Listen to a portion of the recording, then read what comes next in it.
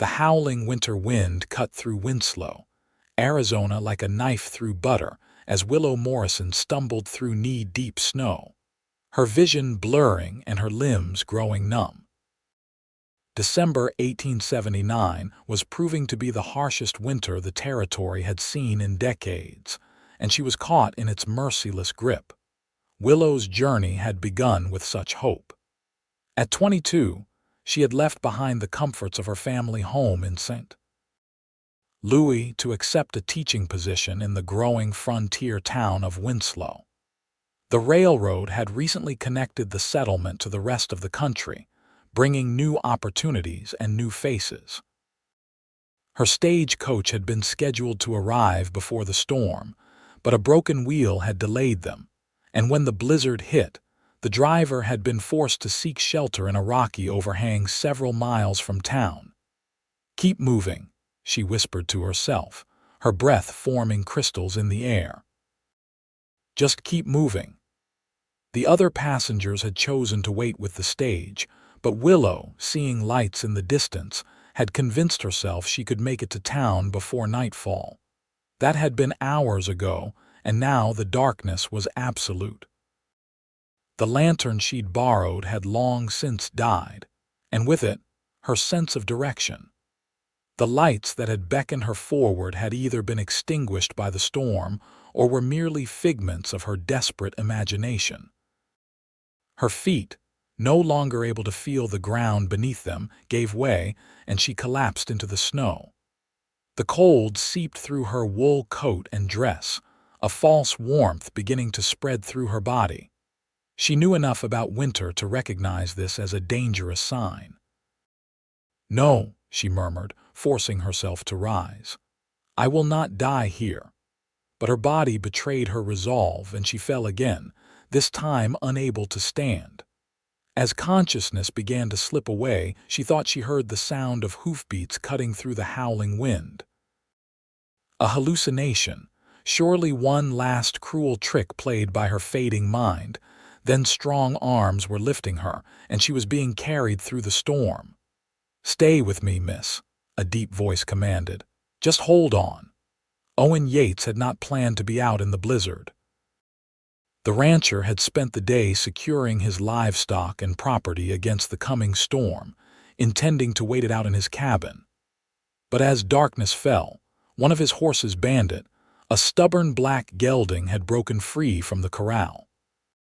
With no choice but to retrieve the valuable animal before it froze to death, Owen had set out on his most reliable mount. He'd found Bandit and was heading back when he spotted something dark against the white landscape. At first, he thought it might be a fallen tree or perhaps a deer. It wasn't until he rode closer that he realized it was a person. Now, with the unconscious woman cradled before him on his saddle, Owen pushed his horse to its limits. His cabin was closer than town, and in these conditions, minutes could mean the difference between life and death. "Come on, boy," he urged his horse. "Just a little farther." The horse, sensing the urgency, plowed forward through the drifts until the outline of Owen's cabin appeared through the swirling snow. With relief flooding through him, Owen dismounted, carefully holding the woman, and carried her inside. The cabin was dark and cold, but it was shelter from the merciless storm. Owen placed the woman gently on his bed before hurrying to light the oil lamps and stoke the fire in the stone hearth.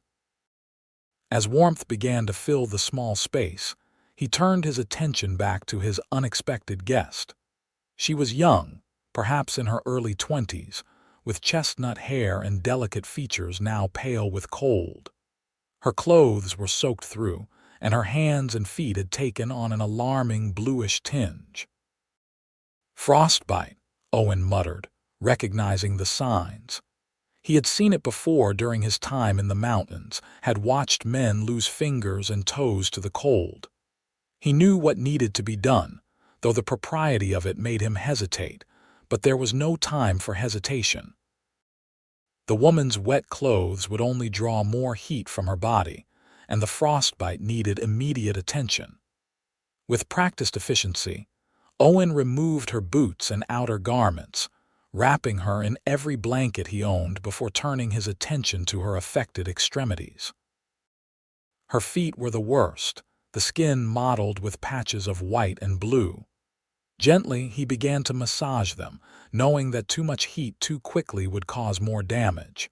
As he worked, he spoke to her, though he doubted she could hear him. "You're safe now, miss. The storm can't get you in here." For hours, Owen tended to the unconscious woman, massaging her feet and hands to restore circulation, feeding the fire until the cabin was almost uncomfortably warm. Outside, the blizzard raged on, but inside, a battle of a different sort was being waged, a battle against the creeping cold that threatened to claim the stranger's life. It was nearing midnight when she stirred, her eyelids fluttering open to reveal eyes the color of summer sage. "Where?" she croaked, her voice barely audible. "You're safe," Owen assured her, moving to her side. "I found you in the snow. You're at my ranch about 5 miles outside of Winslow." She tried to sit up but fell back with a weak groan. "The stagecoach, the other passengers." "Rest easy," Owen said. "Once the storm passes, I'll ride out to find them. For now, you need to focus on getting warm." Her eyes locked with his, confusion giving way to understanding as she became aware of her state of undress beneath the blankets. A blush colored her cheeks, bringing a hint of life back to her pale face. "My clothes." "They were soaked through," Owen explained, turning away to give her a moment of privacy. "I had to remove them to prevent the cold from spreading. I've hung them by the fire to dry. I hope you'll forgive the necessity." When he turned back, she was studying him with a mixture of gratitude and wariness. "You saved my life." "Anyone would have done the same," he replied, pouring a cup of hot coffee from the pot on the stove. "Can you drink this? It'll help warm you from the inside." She nodded, allowing him to help her sit up, clutching the blankets to her chest with one hand while taking the cup with the other. Her fingers were still stiff and clumsy, and he kept his hand around hers to prevent her from dropping the hot liquid. "My name is Willow Morrison," she said after taking a sip. "I'm the new school teacher for Winslow." "Owen Yates," he responded, rancher and occasional rescuer of schoolteachers foolish enough to walk through blizzards. The hint of a smile touched her lips, though it quickly faded as she tried to move her feet beneath the blankets. "I can't feel my toes," she admitted, fear creeping into her voice. Owen sat beside her on the edge of the bed. "The frostbite was spreading fast when I found you. I've been working to reverse it, but it's going to take time." He hesitated before adding, "And it's going to hurt. When the feeling comes back, it's going to hurt something fierce." Willow nodded, steeling herself. "I understand. I've read about frostbite. I know what to expect." She paused, then added softly, "Thank you, Mr. Yates, truly." "Owen," he corrected her.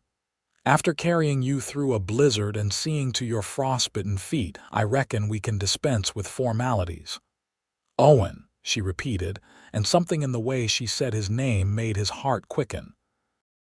As if on cue, Willow gasped, her face contorting in pain as sensation began to return to her extremities.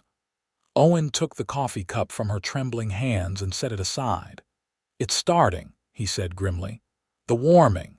This is good, though it won't feel like it."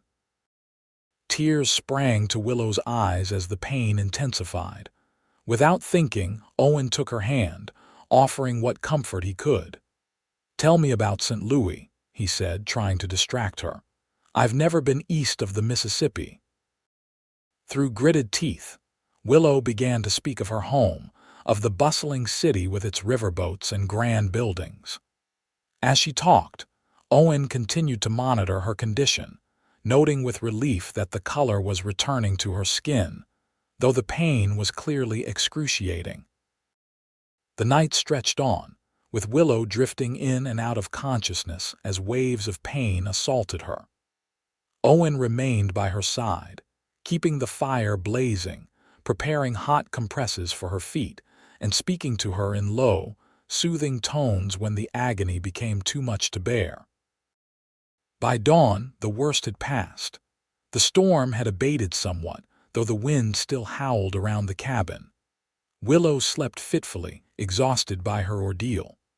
Owen, having been awake for over 24 hours, finally allowed himself to doze in the chair beside the bed, one hand still holding hers.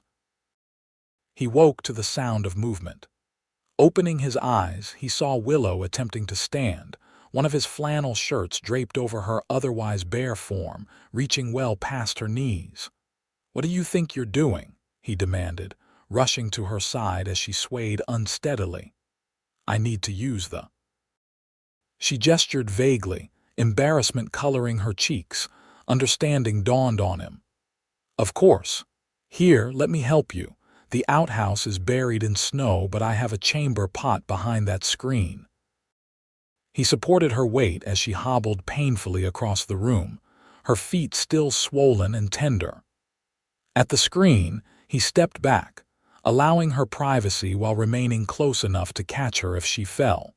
When she emerged, he helped her back to the bed, noticing how she winced with each step. "You shouldn't be walking yet," he admonished gently. "Your feet need more time to heal." "I can't just lie here indefinitely," she protested. "The school term starts in 3 days. I have responsibilities." Owen shook his head in disbelief. "Miss Morrison, Willow," she interrupted.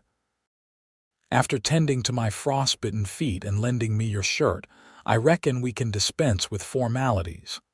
A smile tugged at the corner of his mouth as she threw his own words back at him.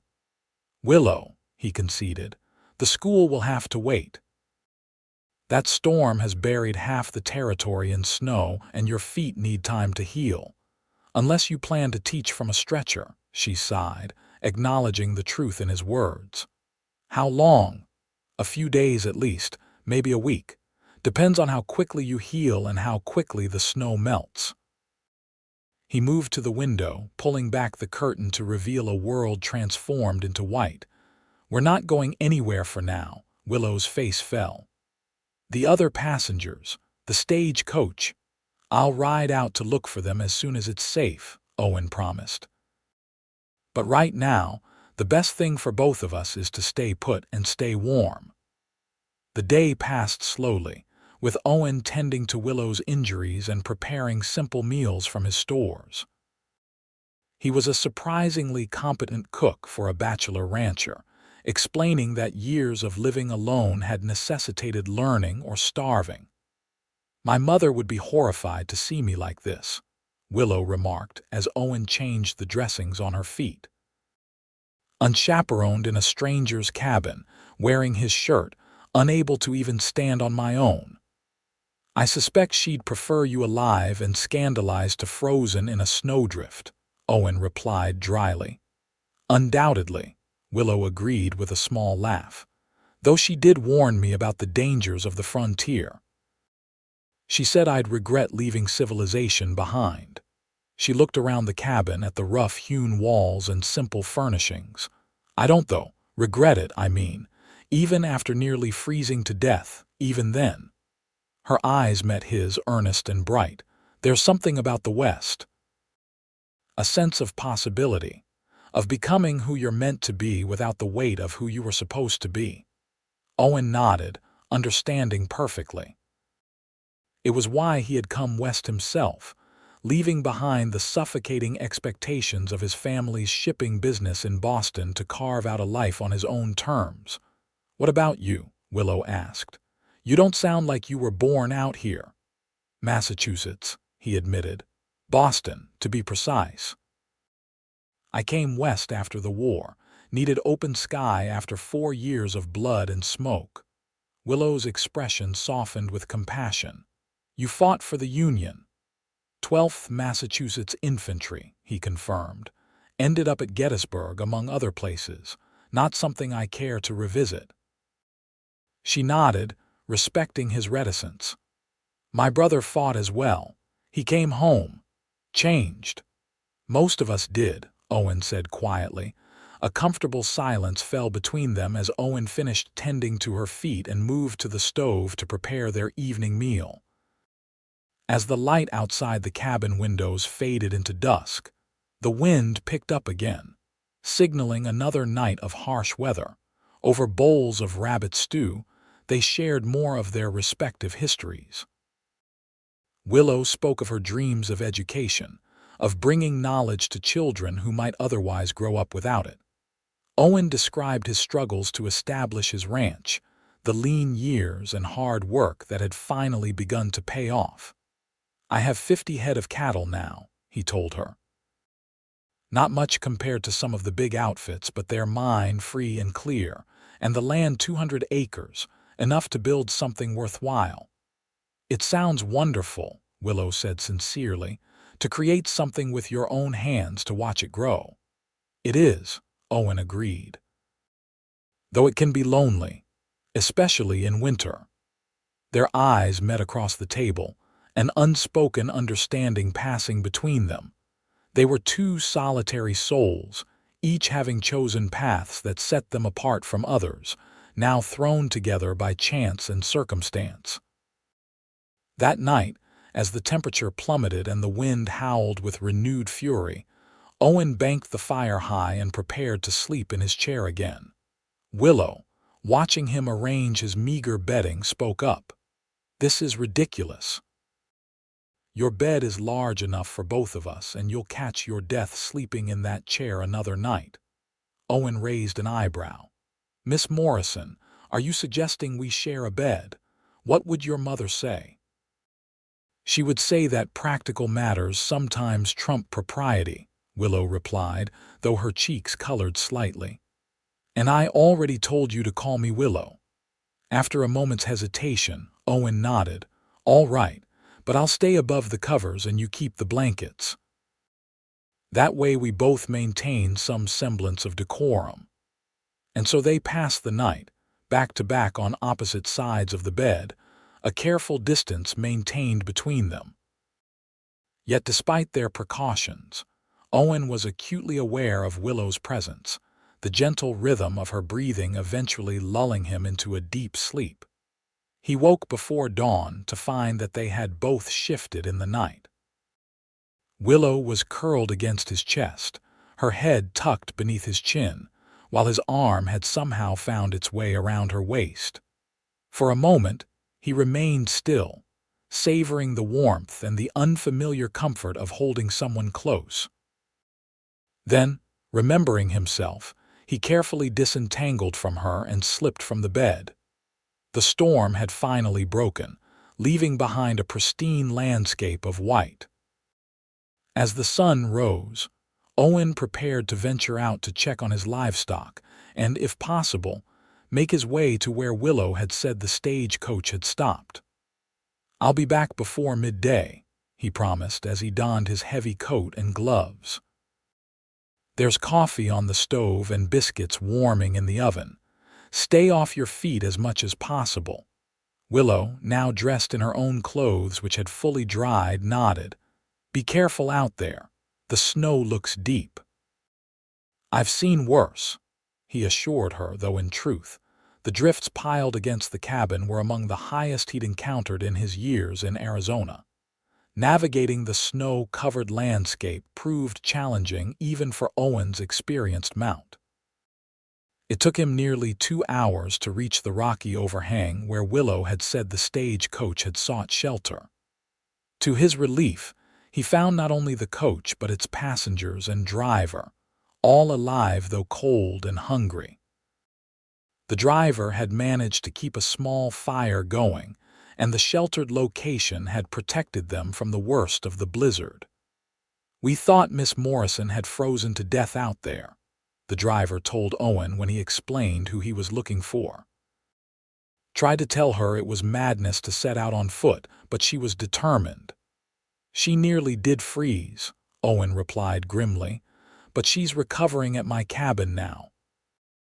After ensuring that the stagecoach passengers had sufficient supplies to last until the roads were passable, Owen headed back, detouring to Winslow to inform the town about both the stranded travelers and their new schoolteacher's whereabouts.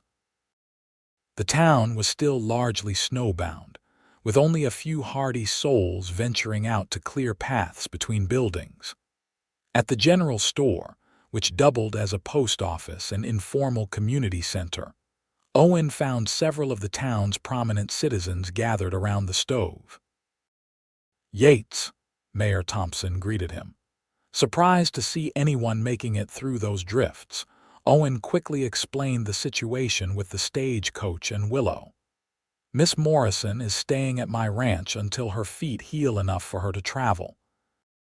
I thought someone should let the school board know she's arrived in the territory, if not exactly in town." Mrs. Holloway, the stern-faced woman who headed the school board, frowned. "A young, unmarried woman staying alone with a bachelor. That's highly improper." "Would you prefer I'd left her to die in the snow?" Owen asked mildly. "Because that was the alternative." The mayor intervened before Mrs. Holloway could respond.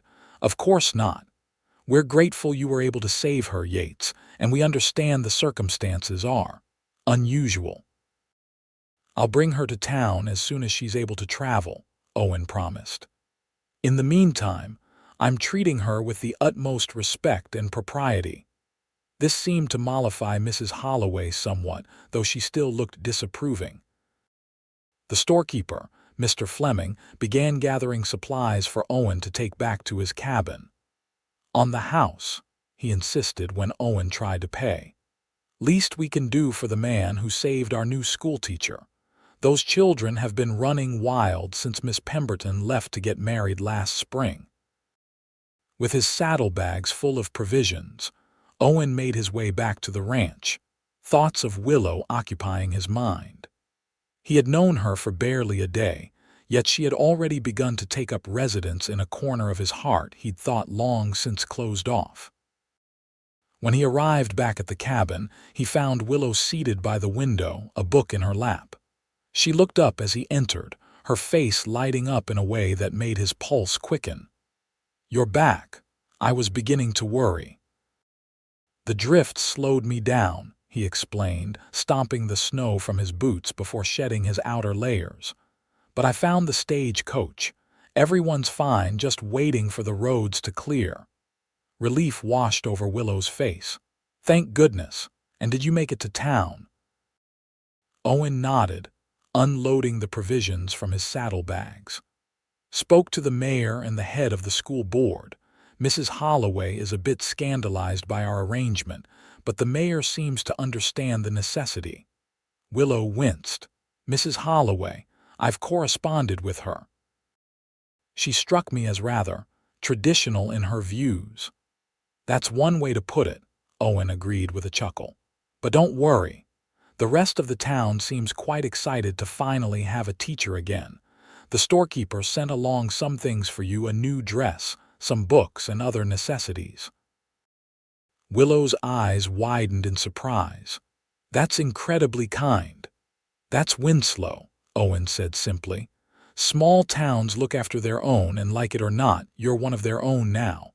The next few days fell into a comfortable routine. Owen tended to his ranch duties in the mornings, then spent the afternoons with Willow, whose mobility improved daily as her feet healed. They talked for hours, discovering shared interests in literature and history, debating politics and philosophy, and exchanging stories from their respective pasts. On the third evening, as they sat before the fire after dinner, Willow asked the question that had been on her mind since the night he'd found her. "Why did you come west, really? You mentioned the war, but I sense there's more to it." Owen was silent for a long moment, staring into the flames. "There was a woman," he finally said. "Catherine. We were engaged before I left for the war. When I came back, I was different, haunted by what I'd seen, what I'd done. She tried to understand, but how could she? How could anyone who hadn't been there?" Willow said nothing, simply waiting for him to continue. "I started drinking," Owen admitted. Not all the time, but enough.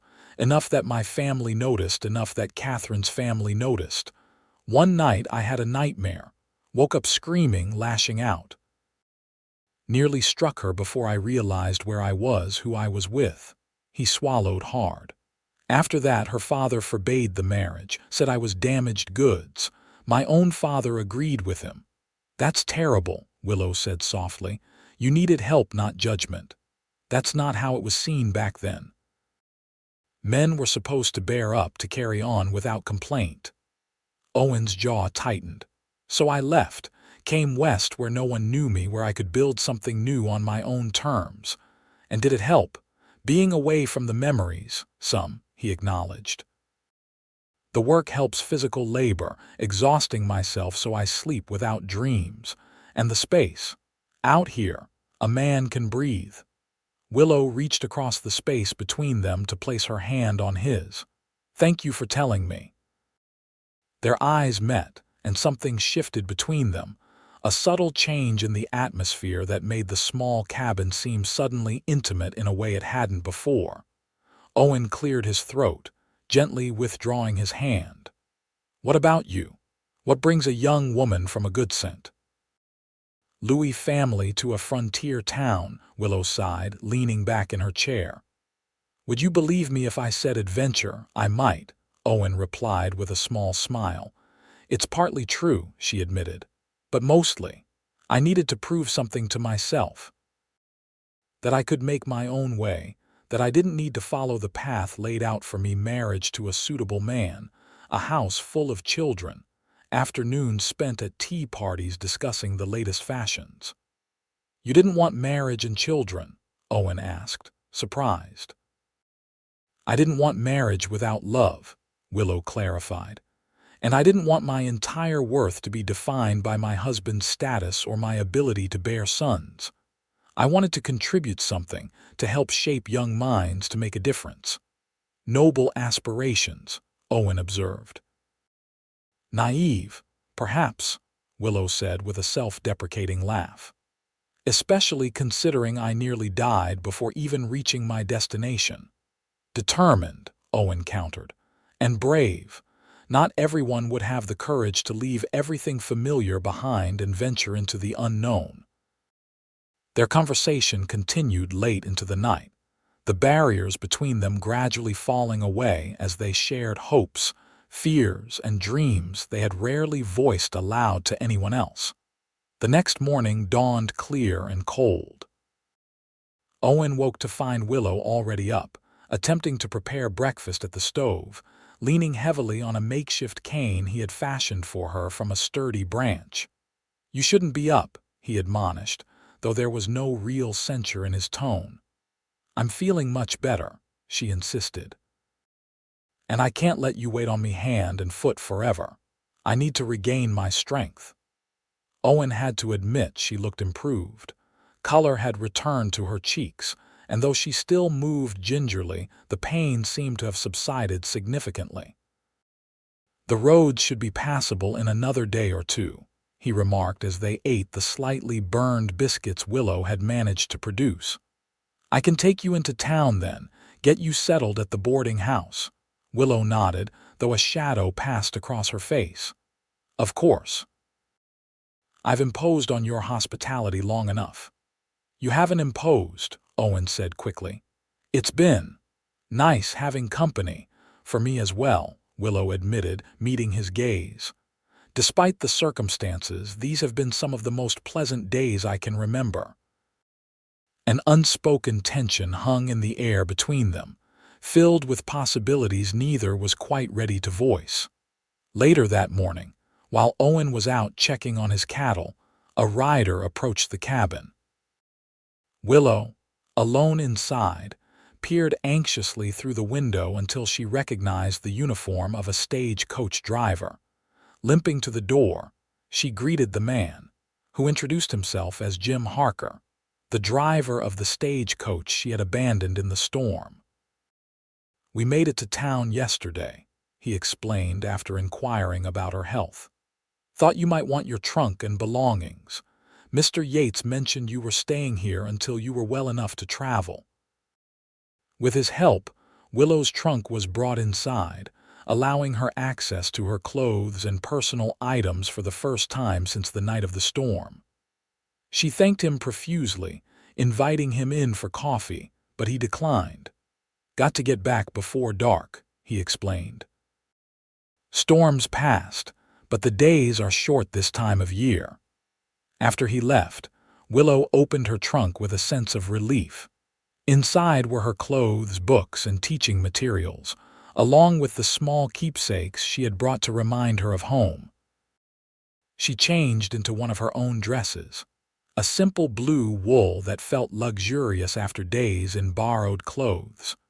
When Owen returned, he paused in the doorway, struck by the transformation. With her hair properly arranged and dressed in her own clothes, Willow looked every inch the proper schoolteacher, a far cry from the vulnerable woman in his oversized shirt who had relied on him so completely. "The stagecoach driver brought my things," she explained, noting his surprise. "I hope you don't mind that I accepted them." "Of course not," Owen assured her. "They're your belongings. You must be glad to have them back." "I am," Willow agreed, "though I'm even more glad to be alive to enjoy them." Her expression softened. "Thanks to you." That evening, they played checkers by the fire. Using a board Owen had carved himself during a particularly harsh winter when he'd been snowed in for weeks. Willow proved to be a formidable opponent, winning 3 games in a row before Owen finally managed a victory. "You let me win that one," he accused good-naturedly. "I would never," Willow protested, though her eyes sparkled with mischief. "Though I might have been distracted." "By what?" "By you," she admitted softly, her gaze dropping to the board. "By trying to memorize this moment, this place. So I can remember it when I'm at the boarding house, surrounded by strangers." Owen reached across the board to take her hand. "Winslow is only 5 miles away. I could ride in weekly, check on you, make sure you're settling in all right." "I'd like that," Willow replied, her fingers curling around his. The moment stretched between them, laden with unspoken emotions. Then, with a gentleness that belied his rugged exterior, Owen leaned forward and pressed his lips to hers. The kiss was tender, almost reverential, a question rather than a demand. When they parted, Willow's eyes remained closed for a moment, as if savoring the sensation. When she opened them, there was no regret or hesitation in her gaze, only a warmth that made Owen's heart race. "I know it's too soon," he began. "Is it?" Willow interrupted. "When you've saved my life, when we've shared more of ourselves with each other in a week than some people share in years of acquaintance," Owen smiled, raising her hand to his lips. "When you put it that way." They spent the rest of the evening talking of more practical matters: the school in Winslow, Owen's plans for his ranch, the challenges of frontier life. But beneath the ordinary conversation ran an undercurrent of excitement, of possibilities newly discovered. That night when they retired to bed, Owen hesitated at the edge of the mattress. Willow, already beneath the covers, looked up at him with a question in her eyes. "I can take the chair," he offered. "Now that you're feeling better, there's no need to stay," Willow said simply, extending her hand. "Please." Owen slipped beneath the covers, maintaining a respectful distance until Willow moved closer, resting her head on his chest. His arm encircled her, and they lay in comfortable silence, listening to the crackling of the fire and the occasional howl of a coyote in the distance. "Owen," Willow murmured, already half asleep, "I think I'm falling in love with you."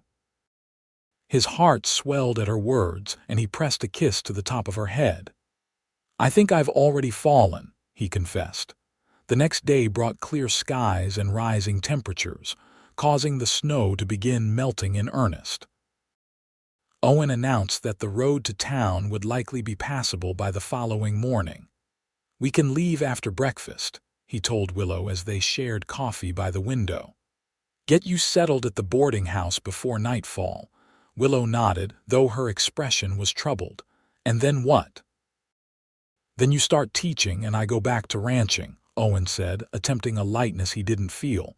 But like I said, I'll visit, often. Is that enough? Willow asked quietly, after what we've shared. Owen set down his coffee cup and took her hands in his. What are you suggesting? I don't know, she admitted. It's all happening so fast. A week ago, I didn't even know you existed, and now I can't imagine my life without you in it. I feel the same, Owen assured her, but I don't want to rush you into anything you might regret. Your position in town, your reputation, they matter. Mrs. Holloway and her ilk will be watching you closely. Let them watch, Willow said with sudden determination. I came west to live on my own terms, not to bow to the judgment of others. Owen smiled at her spirit. Even so, let's proceed with caution. You get settled in town, start teaching, establish yourself. I'll court you properly visits on Sundays, chaperoned walks, all the proprieties observed. His eyes twinkled. At least in public, Willow laughed, a sound that filled Owen with joy. Very well, Mr. Yates.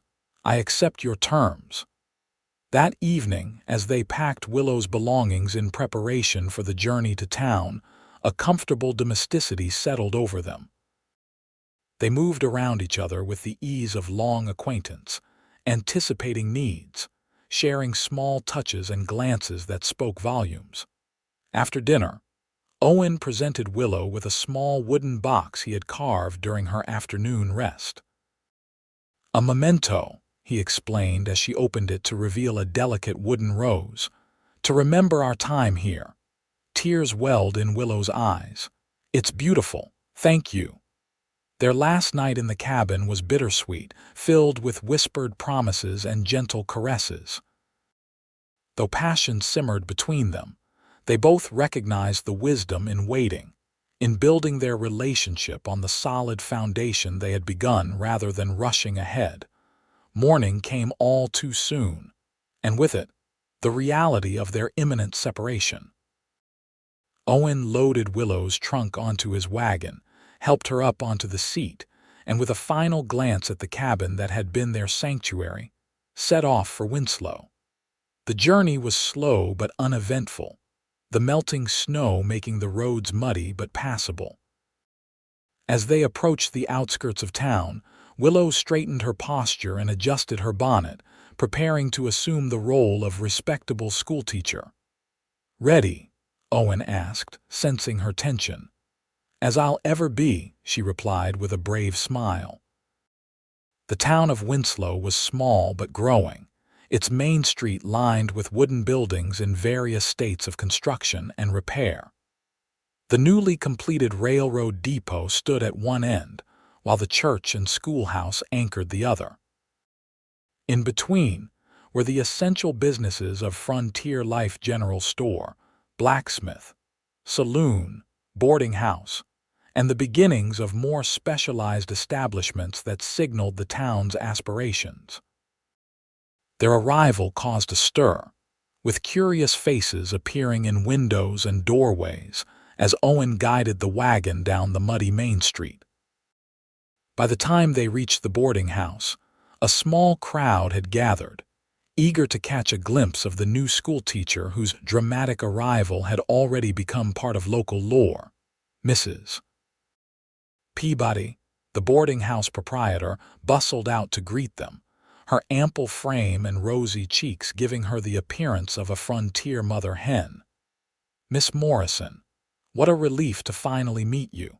We were beginning to fear the worst when the stagecoach arrived without you. She turned to Owen with a knowing smile. And Mr. Yates, how good of you to bring our teacher to us safe and sound. Owen tipped his hat. Madam, with practiced efficiency, Mrs. Peabody orchestrated the unloading of Willow's trunk and her installation in what she described as the finest room in the house, with a view of the street and the morning sun. Throughout it all, she peppered Willow with questions and information about the town, its inhabitants, and the expectations for the new schoolteacher. Willow handled the interrogation with grace, though Owen could see the strain beginning to show in the tightness around her eyes. Finally, he intervened. "Miss Morrison is still recovering from her ordeal, Mrs. Peabody. Perhaps she could use some rest before meeting the entire town." The landlady had the grace to look abashed. Of course, of course. How thoughtless of me. You just settle in, dear. Dinner is at 6 sharp." Left alone in Willow's new room, they both released sighs of relief. "Is it too late to go back to the cabin?" Willow joked weakly. Owen chuckled, taking her hand. "You'll be fine. They're good people, just curious and a bit overwhelming." "I know," Willow said. "And I'm grateful for their welcome. It's just, after the quiet of your cabin, this feels like being thrown into a whirlwind." "You'll adapt," Owen assured her. "You're stronger than you know." Their goodbye was necessarily brief and formal, mindful of the thin walls and curious ears of the boarding house. A simple handshake, a murmured promise to call on her soon, and then Owen was gone, leaving Willow to begin her new life in Winslow. The following weeks were a period of adjustment for both of them. Willow threw herself into her teaching duties, quickly winning the respect of her students and many of their parents with her dedication and innovative methods. Owen divided his time between his ranch and increasingly frequent visits to town, ostensibly for supplies but primarily to see Willow. They maintained the appearances of propriety, meeting for supervised walks or sitting in Mrs. Peabody's parlor under her watchful eye. But in stolen moments, a brief encounter on a side street, a few minutes alone when Mrs. Peabody was distracted by other boarders, they exchanged words and touches that sustained them through the days apart. As winter gave way to spring, their relationship deepened. Owen began to join Willow at church services, leading to speculation among the townspeople about the nature of their connection. Mrs. Holloway continued to watch with disapproving eyes, but even she could find no fault in their behavior. On a warm Sunday in April, after the church service, Owen invited Willow to join him for a picnic outside of town. With Mrs. Peabody's reluctant blessing secured by Owen's promise to have her back before dusk, they set off in his wagon, following the river that ran near the town. "Where are we going?" Willow asked as they left the familiar surroundings behind. "Somewhere special," Owen replied mysteriously. "Somewhere I've been wanting to show you." After about an hour's journey, they came to a meadow nestled between rolling hills, dotted with wildflowers that swayed in the gentle breeze. A stand of cottonwood trees provided shade near the riverbank, their new leaves rustling softly. "It's beautiful," Willow breathed as Owen helped her down from the wagon. "I found it my first year here," he explained, spreading a blanket beneath the trees. "When everything else seemed harsh and unforgiving, this place reminded me that beauty still existed in the world." They ate the simple meal Mrs. Peabody had packed for them: cold chicken, bread, cheese, and apple tarts, talking of inconsequential things, and enjoying the rare opportunity to be alone together outside the confines of social expectations. After they had eaten, Owen took Willow's hand and led her to stand beneath the largest cottonwood. From his pocket, he withdrew a small object wrapped in cloth. "I've been carrying this for weeks, waiting for the right moment," he said, his voice uncharacteristically nervous. "I think this is it." Unwrapping the cloth, he revealed a simple gold ring with a small pearl set in its center. "It was my grandmother's," he explained. "The only family heirloom I brought west with me." Willow's breath caught as she realized what was happening. "Owen." "Willow Morrison. I know it hasn't been long in the usual way of things, but I think we both know there's nothing usual about us or how we came together." He took a deep breath. "That night in the blizzard when I found you in the snow, I believe it was more than chance.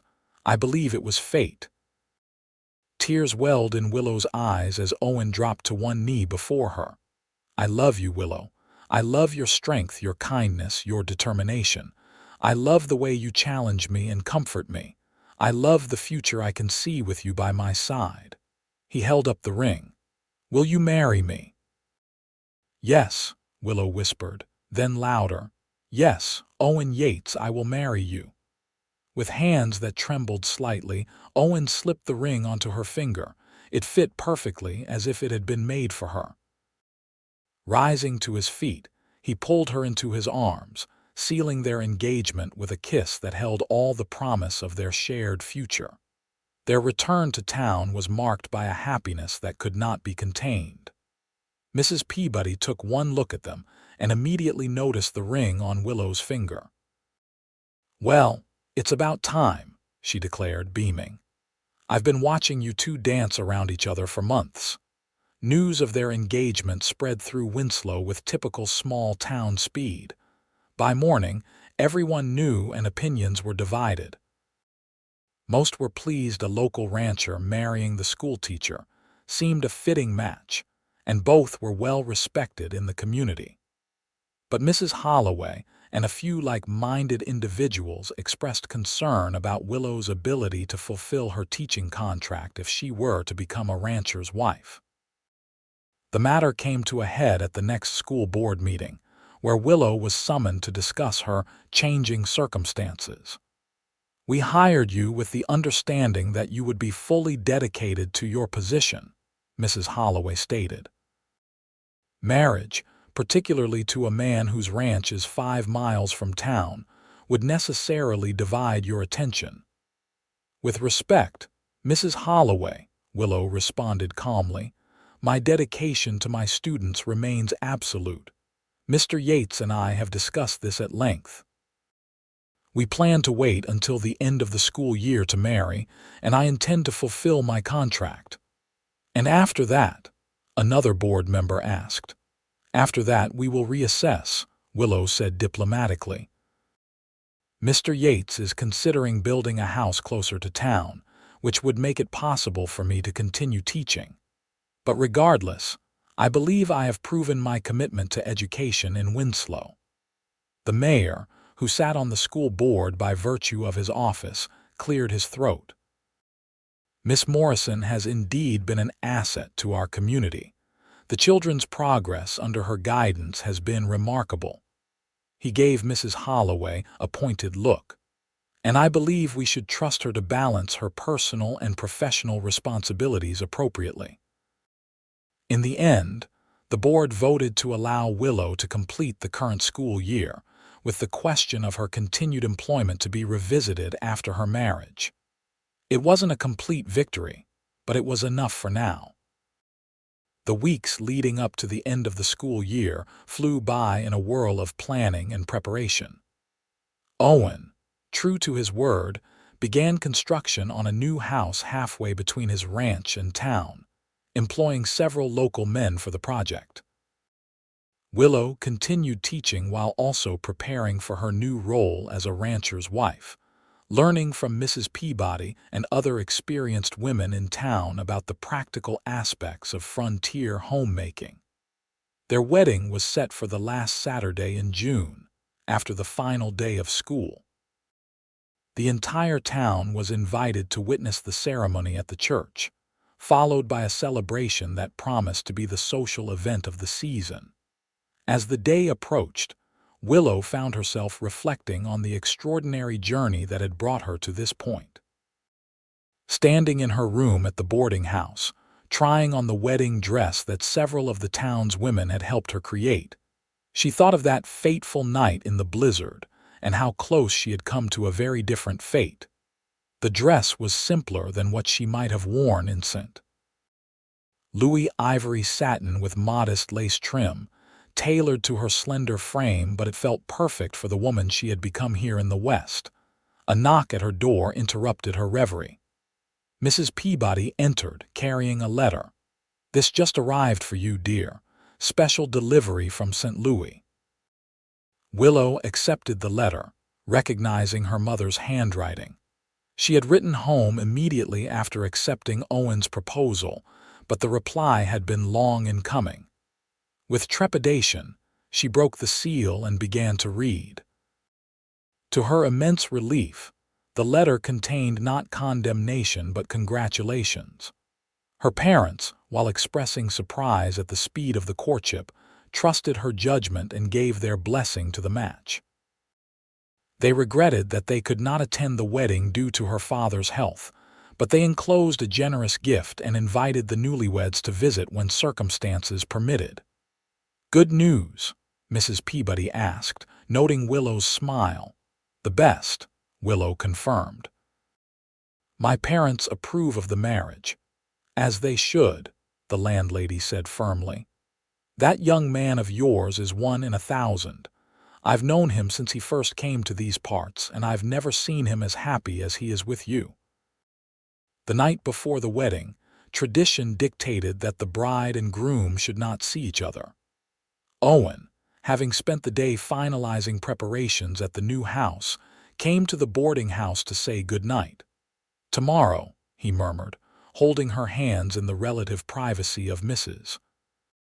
Peabody's front porch. "Tomorrow you'll be my wife." "And you my husband," Willow replied, her voice filled with wonder at the thought.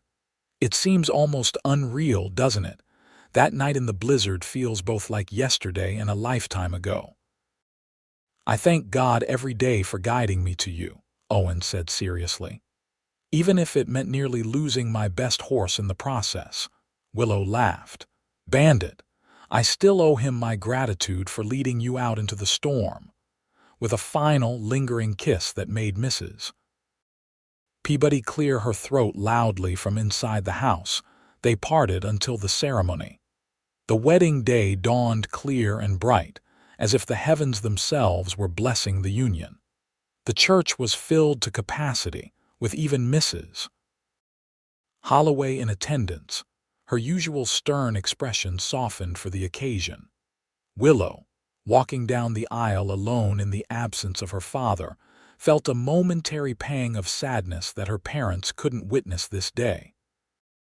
But as her eyes met Owen's, waiting for her at the altar, that sadness was replaced by a joy so profound it brought tears to her eyes.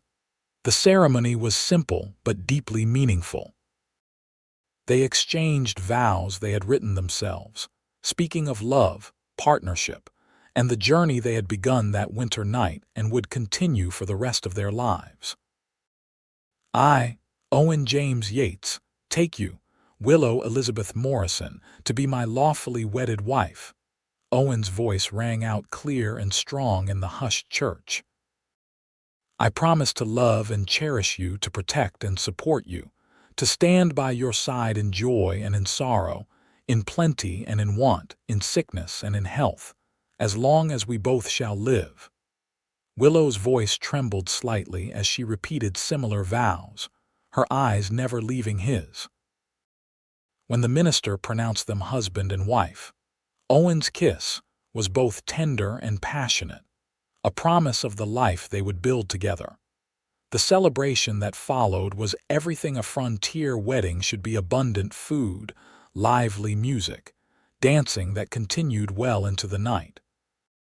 The entire town joined in the festivities, setting aside differences and hardships to celebrate love and new beginnings.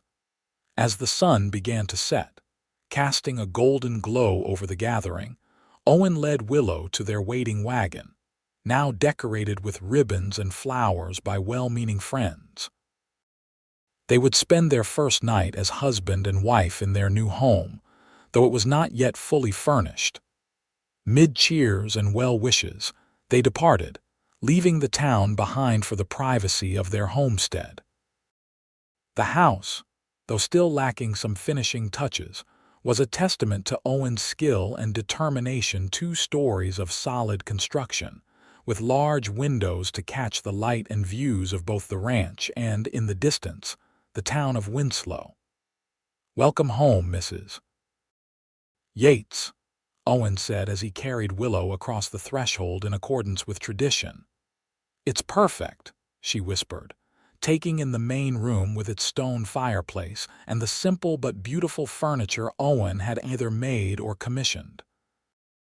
That night, as they lay in each other's arms in the bedroom that would be theirs for years to come, Willow thought again of the night that had brought them together, how the frostbite had been spreading fast, how the cowboy had warmed her by the fire all night. What had seemed like the worst night of her life had, in fact, been the beginning of her greatest happiness. "What are you thinking about?" Owen asked, noticing her contemplative expression. "About how sometimes the worst circumstances can lead to the greatest blessings," she replied. "If not for that blizzard, I would never have known what it is to be truly loved." Owen's arms tightened around her. "Then I thank God for the blizzard, for Bandit's stubbornness, and for the twist of fate that led me to you in the snow. And I thank God for a cowboy who knew how to treat Frostbite," Willow added with a smile. Their life together unfolded with the changing seasons. The new house became a true home, filled with books, music, and laughter. Willow continued teaching for another year before deciding to devote herself fully to the ranch and their growing family. Their first child, a son they named James William Yates, was born the following spring, bringing a new dimension of joy to their lives. He was followed 2 years later by a daughter, Catherine Elizabeth, named for both Owen's former fiancée, a gesture of healing and forgiveness for the past, and Willow's mother. The ranch prospered under their joint care. Owen's cattle herd grew, and they added horses, developing a reputation for breeding some of the finest mounts in the territory. Willow established a garden that became the envy of the county, and her preserves won ribbons at the territorial fair. As Winslow grew from a frontier settlement into a proper town, the Yates family grew with it. Owen served terms on the town council, while Willow organized the first library and continued to support education, often hosting informal classes for ranch children too far from town to attend school regularly. Through the years, they never forgot the extraordinary circumstances that had brought them together. On the anniversary of the blizzard, they would light a special fire in their hearth and tell their children the story of how their father had found their mother half frozen in the snow, how the frostbite had been spreading fast, and how the cowboy had warmed her by the fire all night, saving her life and beginning a love that would last a lifetime. And on cold winter nights, when the wind howled around their sturdy home, they would hold each other close, grateful for the storm that had once seemed a disaster but had proven to be their greatest blessing.